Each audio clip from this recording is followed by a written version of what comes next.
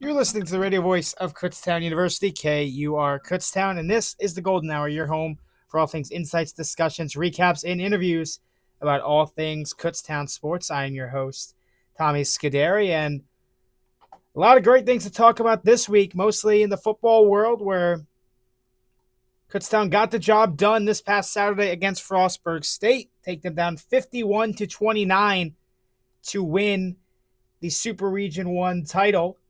That is their second ever Super Region championship in their program's history. They won it in 2022 and 2023 for the first time. Kutztown moves to 14-0 and advanced to the semifinals, one of the final four teams remaining in the country. But that really was not the biggest story of the weekend, despite how crazy that all is. All we've been talking about for the last couple of weeks was how, fingers crossed, Ferris or Harding will lose so that potentially Kutztown gets a home game in the semifinals. Come to find out, it didn't even matter that both Ferris and Harding did win. Both of them beat their opponents like they were supposed to and move on to the semifinals. But as it turns out, the KPI that is used, key performance indicators, or it also has another name that we'll get into a little bit later in the show, Kutztown's number was second to Ferris State. So despite the fact that Harding, who is ranked number 2 in the country all year long, to where a lot of us thought, okay, well, they've been ranked number 2. There's no way they get jumped. Turns out, national rankings do not matter. The only thing that matters is this formula that the NCAA takes at the beginning of the year and says, all right, we're going to calculate these numbers, the remaining four teams, and, the highest two get the host. Kutztown is number 2 in those metrics. So Kutztown will host Harding in the semifinals of the NCAA Division II playoffs this Saturday at 3:30 p.m. Eastern Time, December 13th, for a chance to go to the national title game. Oh my. That you may argue, like, does the home game really matter? Like, at the end of the day, the two teams are still going to play. And that's a great point. But in the same sense, it is not nothing that a team is coming from Arkansas down south in the winter on December 13th, in the middle of December, to Pennsylvania, to Eastern PA. That is not nothing. That is, I think it's a 3-hour plane ride. I was looking at it last week because I was under the assumption we were going to Harding. We were going to Arkansas this week if Harding won. That was what I thought. So I was like calculating what the flight is because I'm a very planned individual. I like to know exactly how long the flight I would be getting on is and all that. Turns out there's no flight. It'll be right here on our campus on our terms.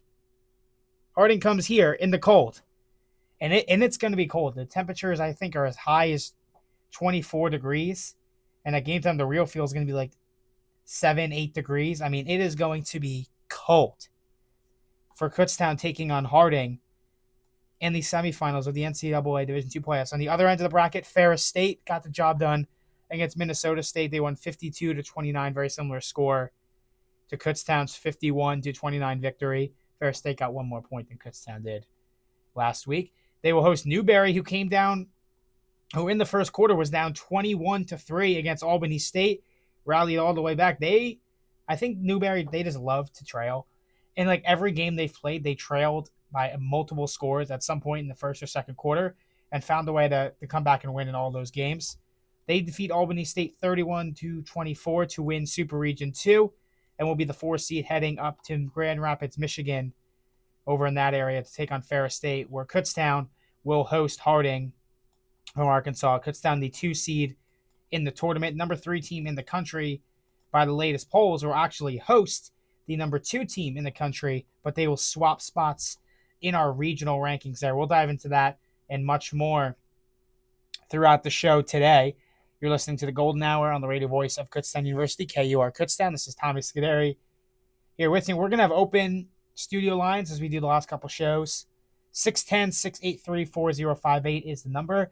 That is 610-683-4058. If you want to chime in, give your thoughts on the fact that Kutztown's hosting the last couple games or any other sport that you would like to talk about, we're going to have open phone lines throughout the show, so feel free to give a call in there.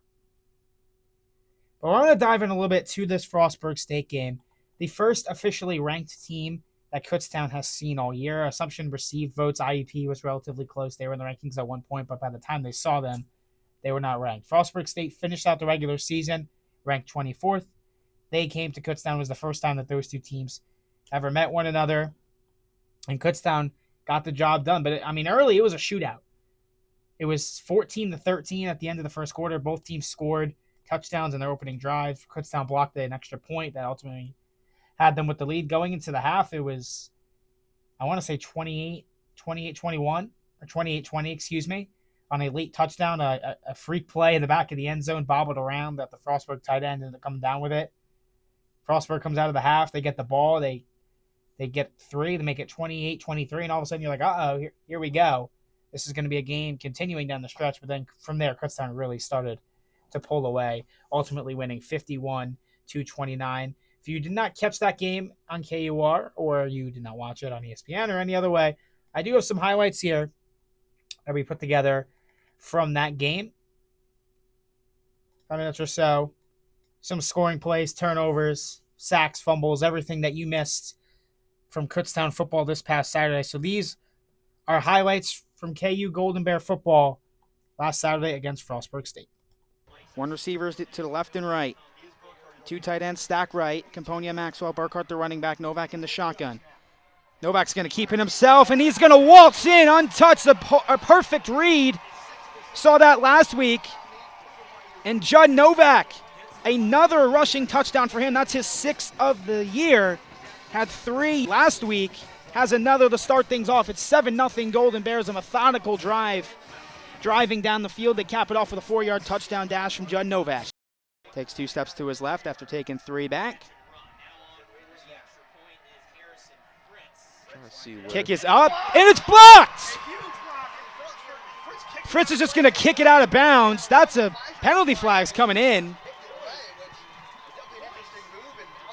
That's good. So the kick was blocked. Yeah. So Kutztown is going to remain on top, courtesy of their special teams unit. Jaden Stewart still the running back in the shotgun to Novak's left.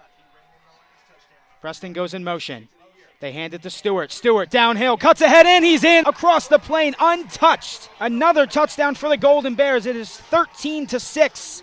A chance to make it 14 with this extra point upcoming. Again, they run the fake jet sweep to Unique Preston. It is handed to Jaden Stewart, and he bursts ahead across the goal line for a touchdown. 2 receivers to the right, 1 to the left. Tight end offset of the left tackle in the backfield. Brooks, the quarterback. He's going to drop back. Smothers is the running back. Coming after a ball comes out, and Kutztown falls on it. Lauren Short got to Brooks, poked that ball free, and KU comes up with a huge turnover inside Frostburg territory. And that's something you cannot afford to do against this Kutztown defense. You cannot turn the ball over because the offense has the ability to make you pay. So Jaden Stewart is the running back. Novak is going to go under center. 2 tight ends off of the left side. Now Maxwell will shift off and head out as the fullback. Malik Preston, the lone receiver, right. High formation. Preston in motion. Turn. Maxwell, handoff, diving forward. And he's in for a touchdown. Luke Maxwell again has his 10th rushing touchdown of the year. He's been the absolute bell cow in those short yardage situations. Rushing touchdown number 10, and Kutztown is on top 20-13. They extend their lead once again.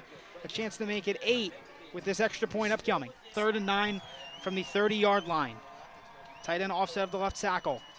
Brooks drops back out of the gun. What's is coming up? He's wrapped up and he's going to go down. Eden Johnson on the linebacker blitz comes up with the sack, and the Bobcats will have to punt. So now Sam Dominguez is on to punt. Trey Hamlin III, the backup returner, is back to receive. That punt is blocked.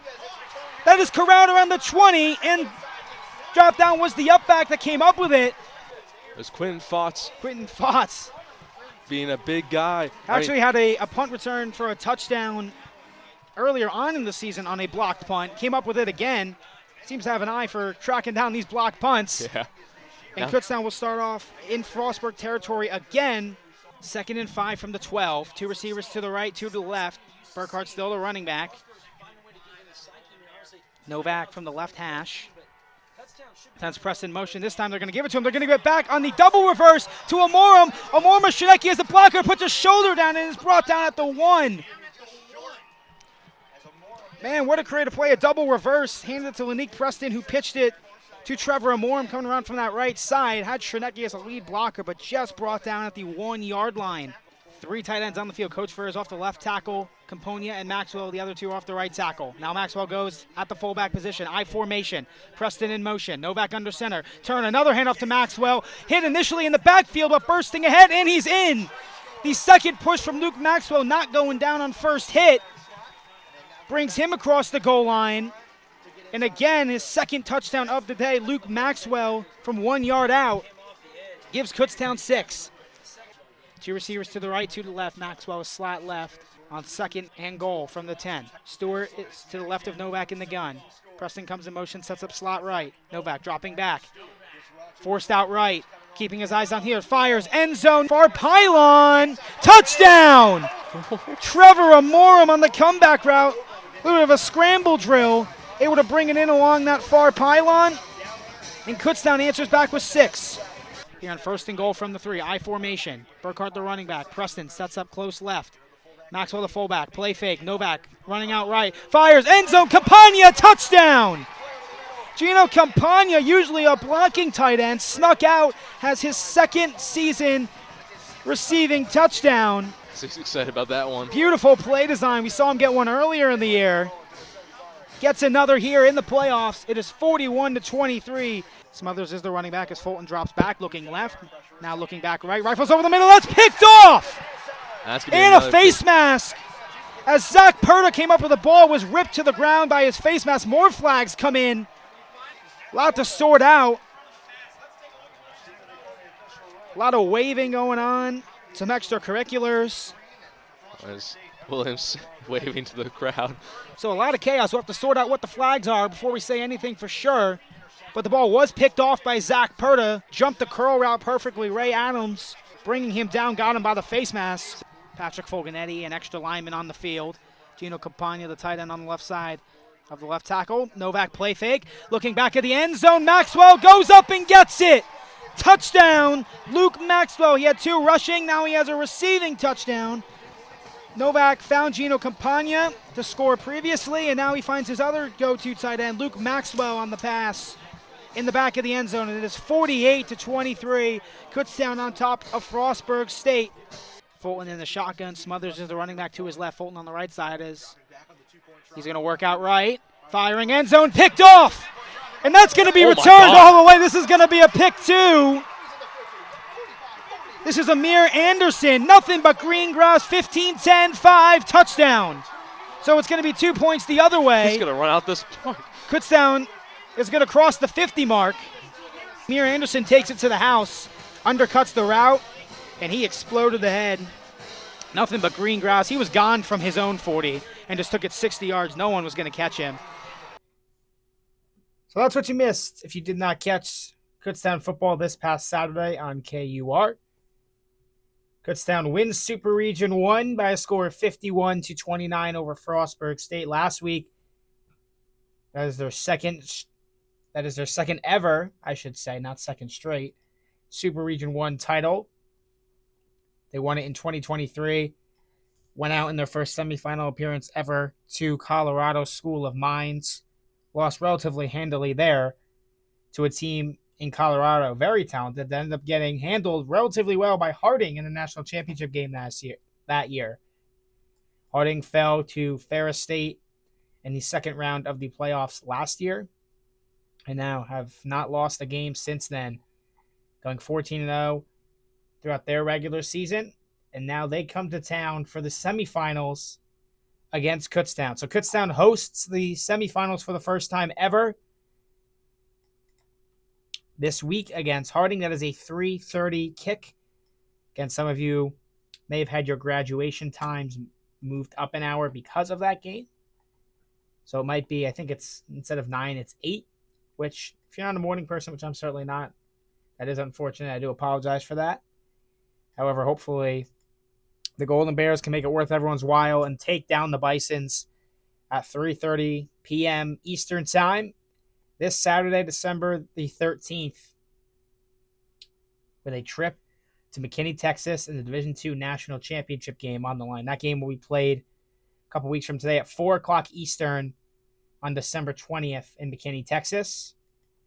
The winner of Ferris State and Newberry and Kutztown and Harding will square off in that one. Taking a look here at the box score, we played the highlights here, but we'll dive a little bit into the Frostburg State game. It was back and forth, like I said to begin. It wasn't really till the second half where Kutztown was able to put their stamp on it and pull away with some conviction. They had 24 first downs to Frostburg State's 15, 12 of them rushing, 7 of them through the air, picking up 5 first downs on penalties. Frostburg State got killed by penalties. I think that was one of the biggest factors in this game. They were hammered on the penalty margin side of things. They were not disciplined like they needed to be to take down this Kutztown team. Kutztown held Frostburg State to 75 rushing yards. I mean, I would have to double check. I'll pull it up. I'm pretty sure I don't think they've allowed more than 100 rushing yards in a single game in this playoffs. Take a look here. So I stand corrected. They did allow 142 to Assumption. But taking a look at some of the rushing numbers that they allowed in this past game, Frostburg State, they only allowed 45. They allowed 142 to Assumption, 15 to Bentley, negative 12 to IUP, 76 to Bloomsburg, 206 to ESU. That was their worst game rushing defensively by far. 47 to Westchester, 90 to Millersville, 84 to Lock Haven, 56 to Shippensburg, 60 to Shepherd, 92 to Gannon, 12 to Edinburgh, and 148 to Assumption. So only 3 times all year has Kutztown even allowed more than 100 yards. They've allowed more than 200 just once to East Stroudsburg.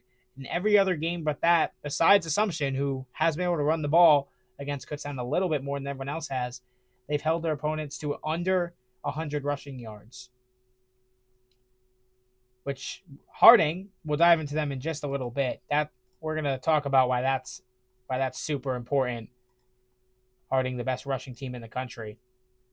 But going back here to this Frostburg State game, go back to the box score here. We'll talk a little bit more about what the story was in that one. 216 rushing yards for Kutztown offensively. They held Frostburg to 75, averaged 5.8 yards a rush. Passing, Kutztown didn't do too much in the passing game. Didn't really have to. 151 passing yards compared to Frostburg State's 284.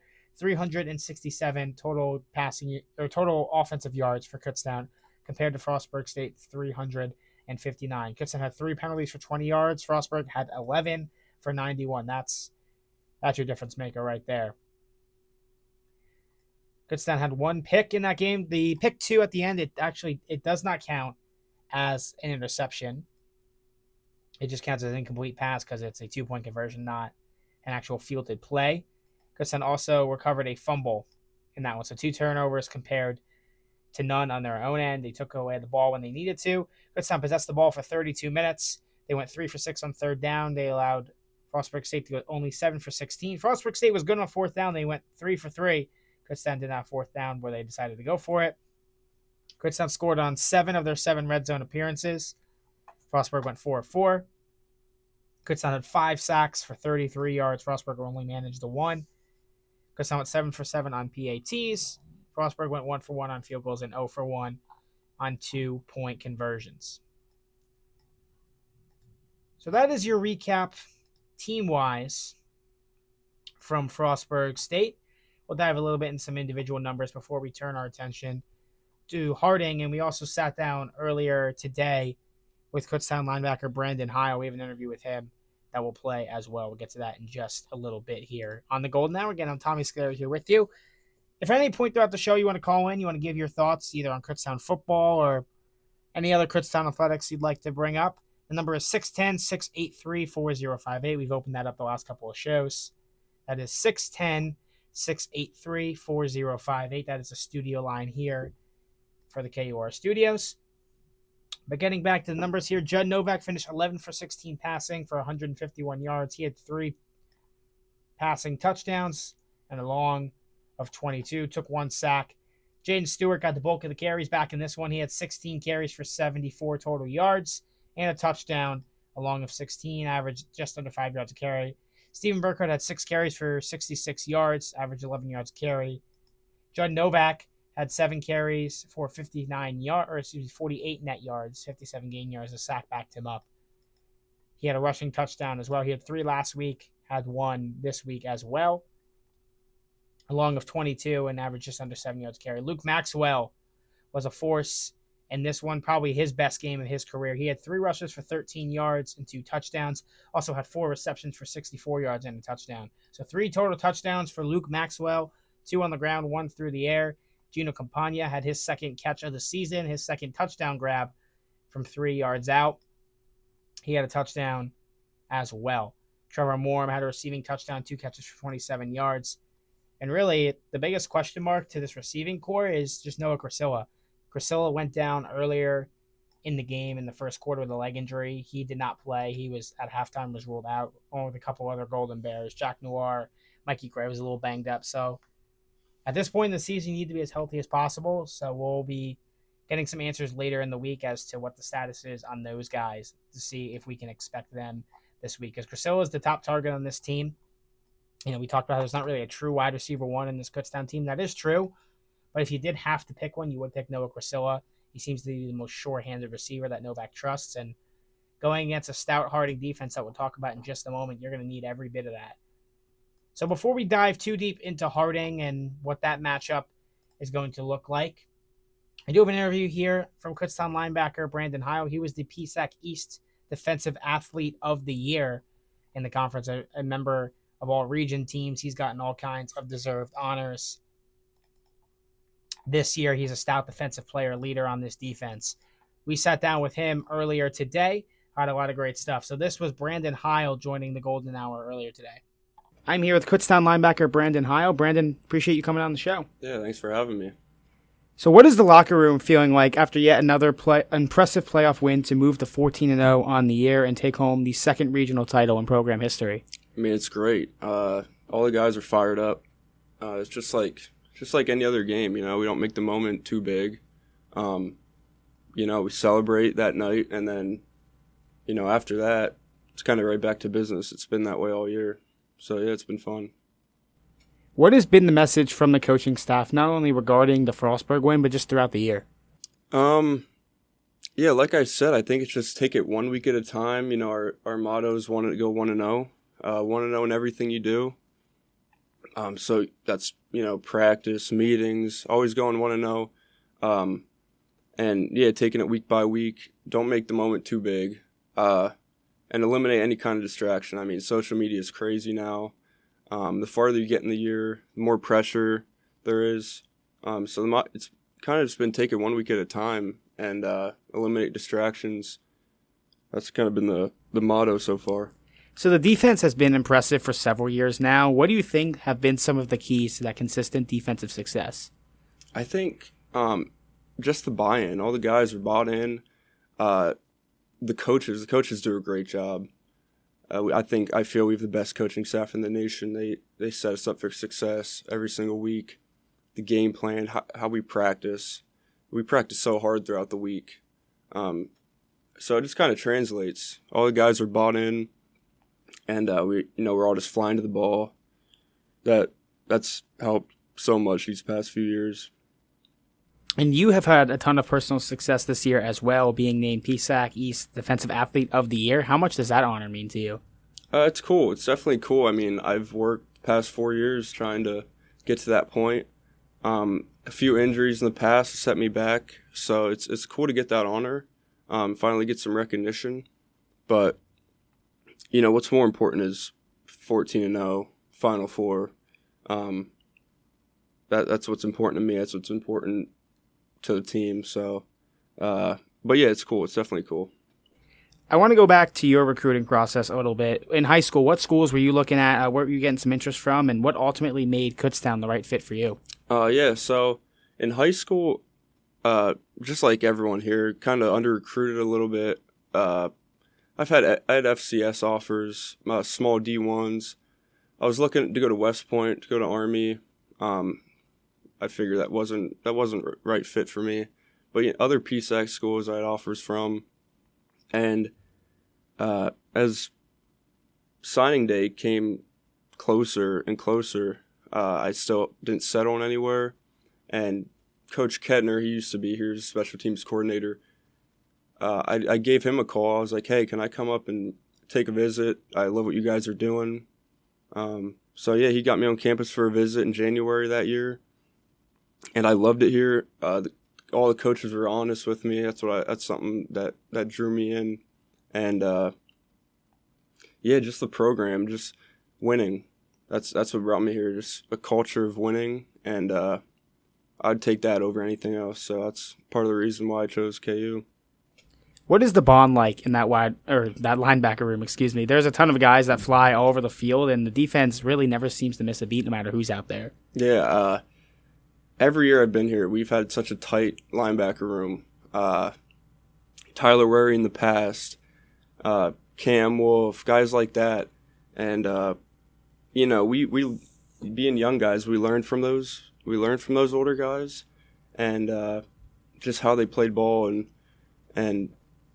Me, Brandon Strouser, Austin Lehman, Eden Johnson, all of us, we've been tight since freshman year. We've been so close. So, we go out there and play hard. We play every game like it's our last. And, having that off-the-field relationship definitely correlates to, success on the field. One thing that I've noticed when watching you guys is just how spread around this defense is. Typically, when you're looking at like a top defense, there's a few guys that really jump off the stat sheet at you, and that's kind of the leaders. But that's not necessarily the case for you guys because of just how many playmakers there are on the field. How does having that variety make things difficult for opposing offenses? They can't game plan around one of us. We're all dominant in our own ways. We're all ball players, so you can't game plan to do one thing, and you're not getting away with anything. So it's always been that way here.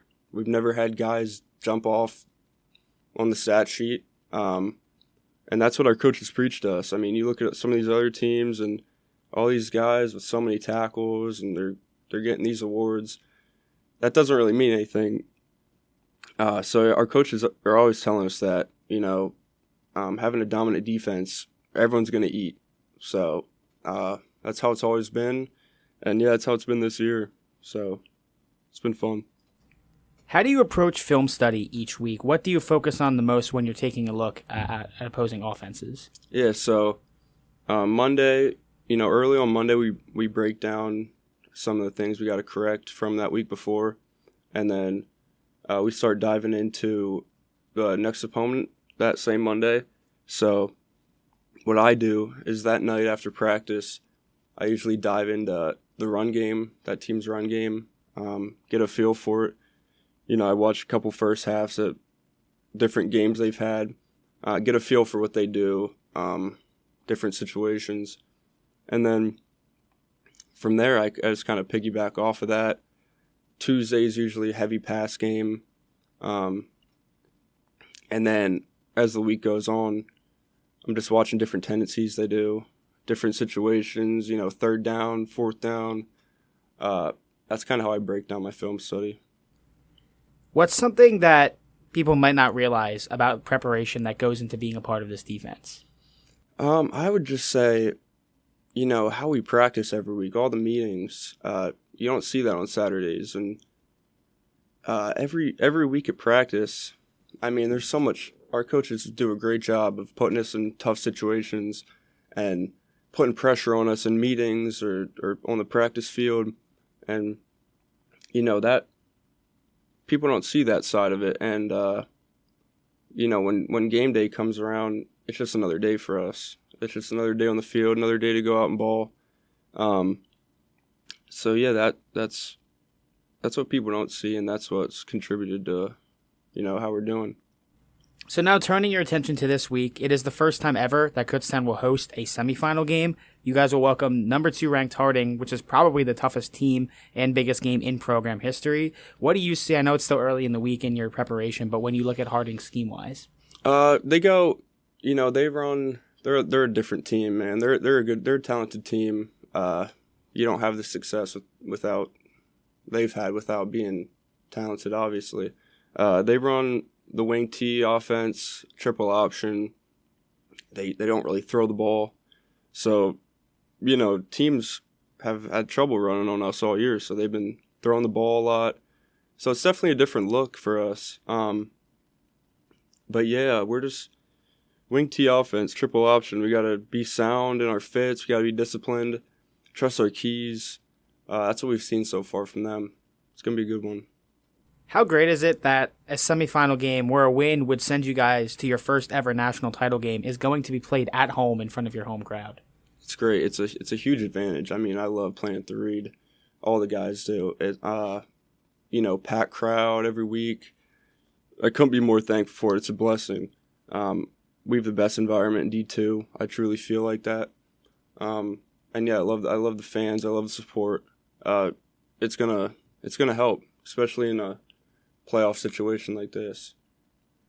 Harding has set NCAA records for the most amount of rushing yards and touchdowns in a single season this year. No team this year has really been able to have much success defensively against them. In your opinion, what makes KU the team to stop the Bisons?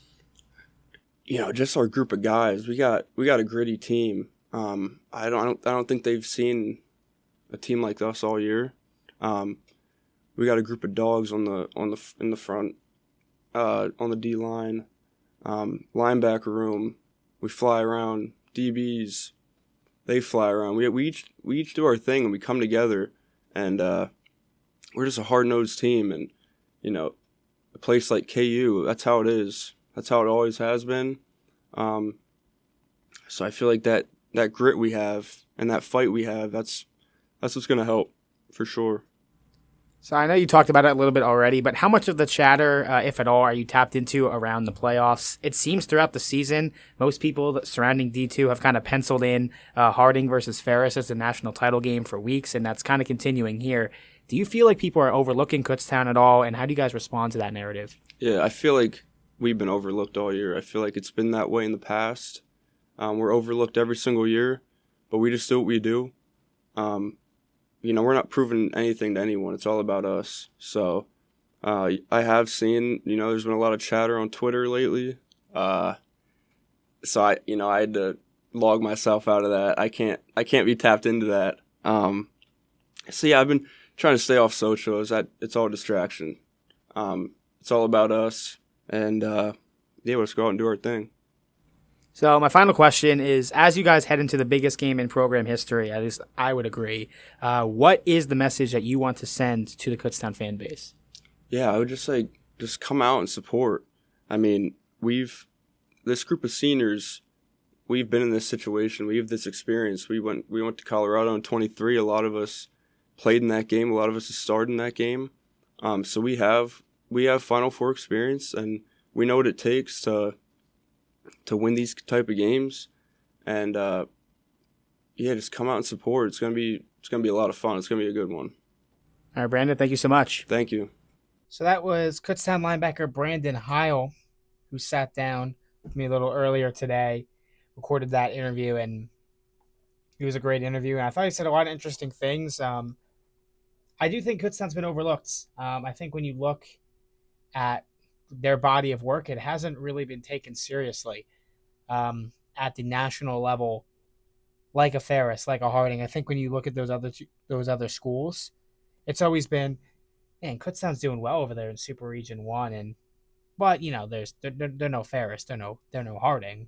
They, once we get to that level, they'll get taken care of, and I think that's an oversimplification. I think that's an overlook in a way.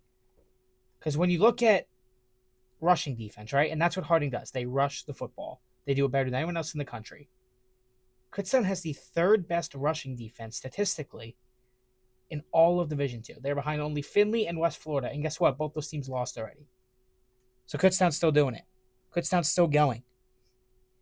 They have the third best rushing defense. They have the best rushing defense of any team that's left. I think if anybody is stopping Harding this season, it's Kutztown. Ferris State is not what they used to be defensively. They are still very good offensively. I don't want to overlook what Ferris State is doing.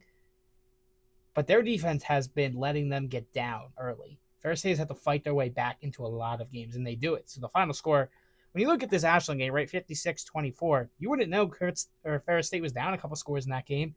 Minnesota State, they trailed at one point. They've trailed throughout the regular season. They almost lost. They went to double overtime with Saginaw Valley, team that barely finished over 500 and fired their coach. Ferris is, in my opinion, vulnerable. Now, I do think they'll get past Newberry. Newberry is a terrific story. I would love to see Newberry in a national title game, right? But they're a 1,500-person college, from what I read. I think eventually they're going down too early and they're fighting their way back into these games, but I think eventually their luck's going to run out. If I had to guess here. So there's a problem with my headphones. Hold on here.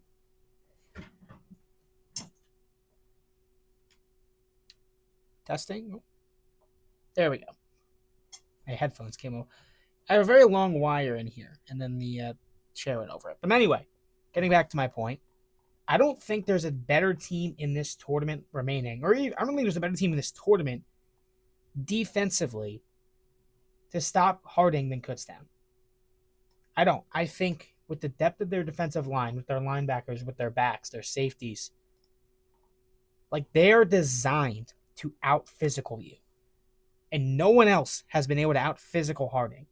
It's not been done. I think if anybody is going to do it, if anybody has a shot of doing it, it's Kutztown. Now, I do want to preface this. Despite being the 2 seed, I think Kutztown is an underdog in this game.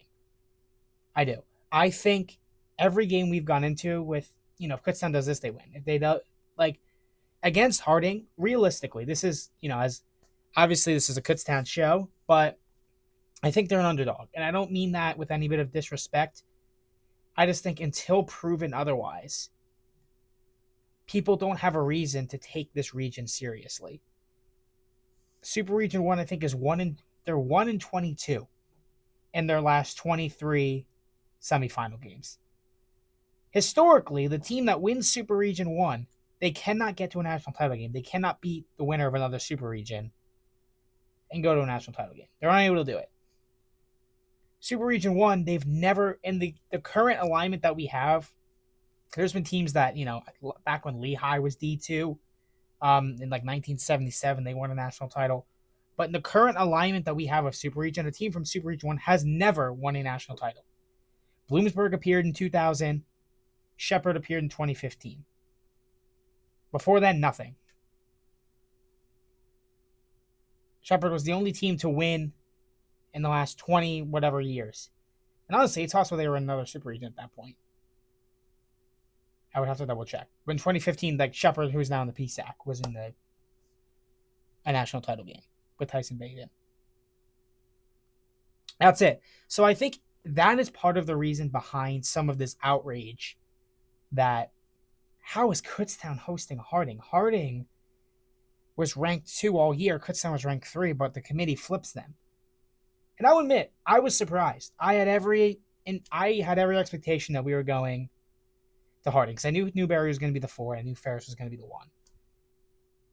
I thought Kutztown was going to be the 3, Harding was going to be the 2, and we were going to be going there. But in looking into it more, here is a good quote from D2Football.com. Probably the best D2 media are out there.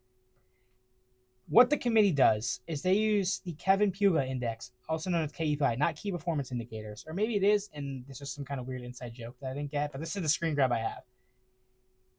Kevin Puga Index. It ranks every team's wins and losses on a positive to negative scale, where the worst possible loss receives a value of roughly around negative 0.10, and the best possible win receives a value of roughly 1.0.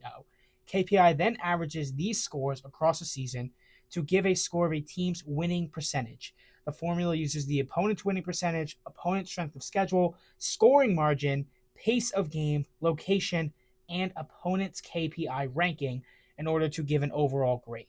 So the 4 teams that are left, Ferris State has a .454, Kutztown has a .448, Harding has a .425, Newberry has a .409. So you look at it right that, all right, we're going to use this index. We're going to use this KPI to figure out who goes where. And that's simple, right? I mean, you look at the numbers. Kutztown is almost, 20 points better. .448 to .425. over Harding. They're a little bit behind Ferris, 0.454. Ferris plays in one of the tougher conferences, one of the tougher regions, I should say, and they had a larger margin of victory. Where you look at Harding's last game, they were in a fight with UT Permian Basin, excuse me. It's University of Texas. That game, it really came down to the wire.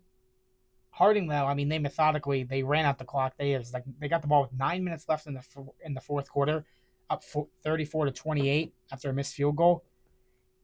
And Permian Basin just never saw the ball again. Harding ran the clock all the way down, and won the game. So that's who's coming to Kutztown, and I want to preface what I'm about to say with the anything can happen, right? But I truly do believe, and looking at this game, I've had a chance to really over the last couple of days that we've known that this is who's coming, and I've went and I watched Harding's last game, and they are a wing T team. They run the ball. That's all they do. They eclipsed 6,000 rushing yards this year. They have 80 rushing touchdowns. They set NCAA records in both of those margins. They run the ball. That's all they throw the pass maybe a couple times a game. That's it. That offense is designed to chip away. They're running it. They're setting themselves up with a third man roll. They pick it up down an option play, a pitch, an end around. Speed option, triple option. Any sort of way to run the ball that you can think of. They basically play football before the forward pass was invented, is how I would describe their level of play. That is designed to play in the lead. And it also helps that their defense is the best in the country, Harding as well. That's an overlooked point. Yes, they run the ball well, and it's cool that they run the ball all the time and that they do really well with it. The real reason that they're so good is because their defense has been the best in the country for a couple of years. Second best, actually, in 2024 statistically, behind Kutztown, FYI. But this year they've just been even better than last year. So they are, without a doubt, the best scoring defense, I should say. But you look at this matchup, it's fascinating. Harding has the number 3 scoring offense in D2. They average 44.7 points. Kutztown averages 44. They're the number 4 scoring offense in Division 2. Harding is the number 1 scoring defense. They allow just under 10 points a game. Kutztown is the number 2 scoring defense. They allow just over 11. So what does that tell you, right? It tells you it's probably going to be a bit of a low-scoring game. However, Kutztown has not had many of those lowest scoring games. The lowest amount they've scored is 28. Lowest amount they've allowed, I think, is the most they've allowed is 29 that they just allowed was the most that they've seen. That's in the quarterfinals of the playoffs. This is I've been talking about Harding all year as a fascinating team. This is a fascinating matchup because you're bringing a team from Arkansas. A team from the South. Not to say that it's all warm and beaches down there in Arkansas, but they don't have this is northeast cold. They're coming into a big cold front. I think it's going to be 40, 45 degrees in Arkansas. The field's it's going to be 7, 8 degrees at kickoff, and the sun's going down. It's a 3:30 kick. It's going to be down by halftime. It's going to be a game under the lights in the freezing Pennsylvania cold. I know I'm making a real good case to go to this game, right? Definitely go to this game, FYI, because, like I said earlier, Kutztown is the underdogs, in my opinion. As good as this Kutztown team has been all year, because of the Super Region they've been in, the history that they have not, Super Region 1 has not been able to not only even begin playing for national championship, they usually can't even get there. If Kutztown is going to go to a national championship game the week after this week, and beat Harding, they're going to need a few things. They're going to need the cold to affect Harding, and they're going to need every bit of home field advantage that they can possibly get. We need Andre Reed, in my opinion, to be packed. It needs to be a packed house. It needs to be the best environment that it's ever. And there's been some great environments. The PSOC title game remains one of the best games I've ever been to. I've been to professional sports games. I've been to D1 schools. That PSAC title game was the most electric I've heard a crowd. We're going to need that and then some against Harding. We need to rattle this team. That's how you take down the Bisons. You're putting them on the road. You're putting them in an unfamiliar environment, but they're a great football team. I don't want to undersell how great of a football team that Harding is and the challenge that is coming to Kutztown this Saturday. They're going to be ready. They're going to adjust to they're going to have a game plan. It's up to Kutztown and this fan base to rattle them, to punch first, right? To really rely on use the cold as a weapon. Yes, it's going to suck. Just because we're in Pennsylvania doesn't mean we love the cold. It's not like, we're way up north. But you need to use the cold that they're not going to be ready to an advantage. They're a running team. Running the ball hurts. It hurts when it's in the cold, even worse. Pads hurt. No one wants to take hits. That's why when you throw the ball, right, you take a little less because you're in the open field. The open field tackles hurt a little less. When you run as much as Harding does, it's physical. And don't get me wrong, there's some big dudes and they're physical down there. You need to put some hits. I'm not sure, you need to bang them up a little bit. You need to, be able to force the ball loose, force a fumble, right? Block a kick. Kutztown has to play. I don't want to say get away from what they've done, but they have to play with a bit of an underdog mentality, in my opinion, against this Harding team, because it's going to take everything they have. And I don't mean that in it's going to take everything they have and Harding has to mess up. This is going to take everything Harding has as well. Harding has played some tough teams in the playoffs. Their region's tough. Their conference is not tough. They destroy everyone in their conference. Their conference is weak. And their other conference games aren't much better. They have not seen this Kutztown team, ever. But they have not seen, and I mean that specifically, anyone like this Kutztown team. This defense is suffocating. They get after you. They'll give up a 5-yard curl, but you're not getting 6. Right? You're not getting many first downs. They're going to make you fight for every yard. They're going to make you make mistakes. And when you're forced to throw the ball, this defensive line is going to get after you. They're going to stop the run to a point where you have to throw. And then you're going to take all kinds of pressure, and those corners are going to take away those routes. With Harding, you don't really have to worry about the throw too much, right? Your number one priority is stopping the run, because that's what they do. And no one else that they have played has been able to do that consistently. UTPB came close in the quarterfinals. They came really close. But just couldn't get the job done. You need, because this Harding defense is fantastic. It's going to be the toughest defense that anyone on this team has played. And that's not close. And it's by far the toughest defense. It's going to be important to take care of the football. But for this Kutztown offense, they have to establish a lead. Because when this Harding offense is designed around playing ahead and just running out the clock and just you're watching the clock tick away and just taking the life out of you. But they're on the road with 5,000-6,000 screaming fans at Andre Reed Stadium in the cold, facing, every down going against Kyrie Butler, Mikey Gray, Freddie Redder, Jason for Mike, Khalil Williams, Jack Noor, all those guys, Brandon Strausser, Brandon Hile, Eden Johnson, those linebackers, Ty Kephart, Austin Lehman. Then you have Jasir Harding, right? You have Austin Lehman, the converted linebacker, the safety. These guys coming after you every single play. That's really tough. That is a really tough team to take on.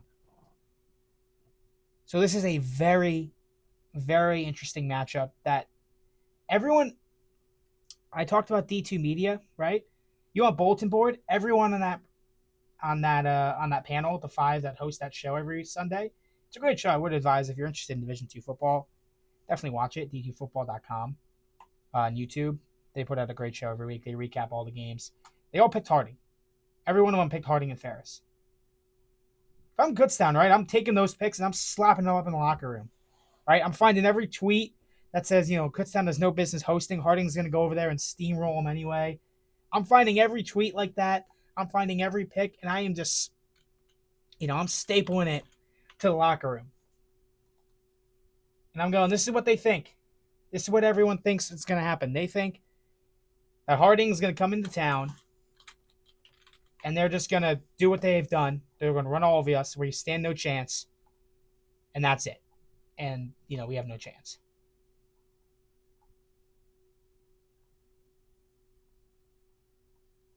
That needs to be, there needs to be that level of motivation. Truly, there does. And I mean, I'm just looking through some of these comments here. Just type in, if you're there, just type in, Harding on Twitter, right? And just look at some of the things that are coming up about Kutztown. It's not great.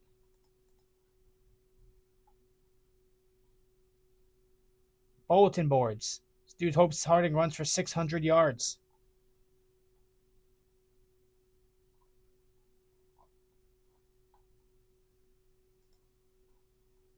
This guy's saying that Harding going to Kutztown is borderline criminal, but it's probably not going to matter much.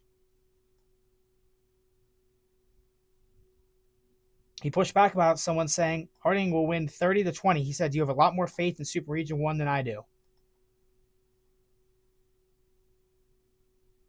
Harding's style of play is weatherproof. I don't agree with that. I'm not going to say nothing. Getting hit in the cold sucks. That sucks. There's no other way about it. That's terrible. Having to get, drilled in the freezing cold relentlessly because all you do is run the ball. So, every play you're putting your shoulders into someone, your arms are, that's terrible. You're going to get hit, right? Kutztown absolutely has the ability to wear Harding down in this game. I think, right, truly, Kutztown has a chance to really shock the Division II world here. I think no one is really giving them a chance. There are some people saying, I like the Bears in this one, as am I. And I want to say it is entirely possible Kutztown loses this game. I want to make that clear to Harding is not some joke team coming in here. I've taken Kutztown in every game this season. IUP, I was a little worried. I was like, IUP is a really tough team. They can throw the ball really well, but they can't run. We'll see how that works. It didn't work out too well for them. Since then, I've picked Kutztown in every game. This is the first game, really, of the season where it's been, I don't know what this Kutztown team's going to do. I don't know how they're going to hold up. Because I don't know. If we get the Kutztown team we've seen plus a little bit more, I don't know if Harding's ready for that. We get a career game from Judd Novak more so than these already have. Judd Novak, the Harlan Hill finalist. If he shows up and he plays the way he's capable against this Ferris defense that's allowed them to run this wishbone offense because their defense makes sure that they don't need to throw the ball late in games because they close it out. You can establish the run against Harding. You can run against these guys. You can get the ball moving. You can get your playmakers involved. You get Judd scrambling. I think that's why, you don't want to overlook anybody, but I think there's a reason that Judd has not run as much as he has. That this coaching staff has really kept him bubble wrapped until the last couple of weeks where they've let him out a little bit. I think they have been saving some tricks. I think the playbook is littered with something that Harding has never seen on tape because Kutztown has not put it on tape. I think this is going to be a game where Judd Novak comes unglued in the rushing game, and he continues to be dialed in the passing game. The biggest difference between 2023 and this year, Judd Novak was not the passer that he is today in 2023. He was serviceable in 2023 in the passing game. He was okay. He would beat you with his legs, his arm. You didn't have to worry too much about it. He would make some nice throws. His receivers would help him out. But overall, 2023, it really was not the year offensively designed for Kutztown to go all the way. This year, Kutztown continues to have a top 5 defense like they've had, but now they have a top 5 offense to back them up, and that's been the key. Their defense, they've bent a little bit this year. There's been some instances where there's things that, this coaching staff does not like, and they're going to need the game of their lives against Harding. But this offense, I think, is going to be the key. The special teams has been a little rocky, right? You can't rely on your kicking game, really. The kicking game's been shaky. If you get down, you get to a 30-yarder maybe. But in the cold and the wind, like, kicking is not going to be too much of a factor for Kutztown in this game. It's going to be, can you impose your will more than Harding can? I like this offensive line. This offensive line is terrific. Ryan Trinecki, a nominee for the Gene Upshaw Award, Best Offensive Lineman in Division II. All conference honors, everyone on the line. This defensive line, pretty much everyone on there is all conference as well. And the ones who aren't win the PSAC MVP, like Braden Pullman did in the title game. This is a game that is going to be won or lost in the trenches. It's going to be won and lost up front. Who wants it more? And if this game is in Arkansas, it's not that Kutztown doesn't want it. If this game is in Arkansas, it's, do they have enough? Do they have enough to not only overcome being on the road in a hostile environment against a team they haven't seen before, a style of play they really haven't seen before? Can they overcome that? Maybe. But now, you take that same game, you put it here at Andre Reed Stadium, you put it in the cold, you put it in the dark after half. Now, it's Harding's in unfamiliar territory. Their coach is on Twitter right now looking for donations for Skycast because Kutztown doesn't use their usual film on the sideline. They're looking to get some replay set up on their sideline there. They're coming to an unfamiliar place. They're using equipment that we don't really have over here. I like Kutztown's odds in this one, and call me crazy, I'm taking the Golden Bears. I like them in this game. I think it's going to be a fight. I think it's going to come down to the very end. I think we're all going to be on the edge of our seats. I think it's going to take years off our life. But give me Kutztown in this game. I think they take down Harding 28-21. 4 touchdowns. And I think Judd Novak is going to have a passing touchdown to take the lead. I don't know who he finds, but I think he's going to do it with his arm. He's going to take down Harding, and Kutztown is going to go to their first ever national championship game. That is my prediction for what happens this Saturday. But if you want to help with that outcome, right? You think, how can I help? Go to this game on Saturday. If you're still here, if you're not home from your finals, if you're seeing somebody graduate in the morning, stay today, go cheer on your Golden Bears, and help them make history. Help them win their first ever semifinal game against Harding, against the number 2 team in the country that's coming to the Reed, that's coming to Andre Reed Stadium. Andre Reed has said he's going to try and be there. This is going to be the biggest game that Kutztown football has ever played until next week if they get there. But the only way you get to Texas is if you shock the Division II world. So go and cheer on your Golden Bears. Go to Andre Reed Stadium. Tickets are going to be going out soon. I think they actually might be live at 2 o'clock. Go watch the Golden Bears make history, shock everybody, and take down the Bisons to go to the national title game and be only the second team from Super Region 2, or Super Region 1, to do so in the last 25 years. It's going to take a ton.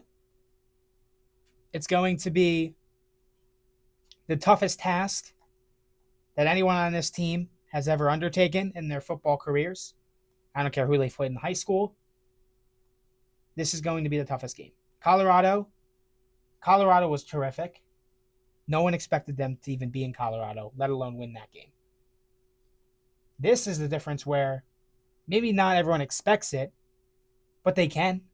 They should. Maybe not should, but are more than capable. Kutztown is more than capable of taking down Harding. They need to win the trenches. Can they do it? I think so. I think they win 28-21 this Saturday or something around then. That game will be live on KUR. Coverage is going to begin at 3 o'clock Eastern Time this Saturday. We'll have our whole crew there. We'll really dive into that game a little more. That week, we're going to have some more prep throughout the week. I'll be talking with Coach Clemens as well. But that'll do it for this edition of the Golden Hour, our final one of the semester. I want to wish everyone the best of luck on their finals the rest of this week. I want to wish the Golden Bears the best of luck on their contest this weekend. And to anyone graduating this Saturday, congratulations. I apologize that your morning commencement got moved up, but it's okay. You did it. You made it. You survived. You're going to graduate. You're going to do great things. Very proud of you all. But we'll get you back to some of your regular programming here on the radio voice of Kutztown University, KUR Kutztown.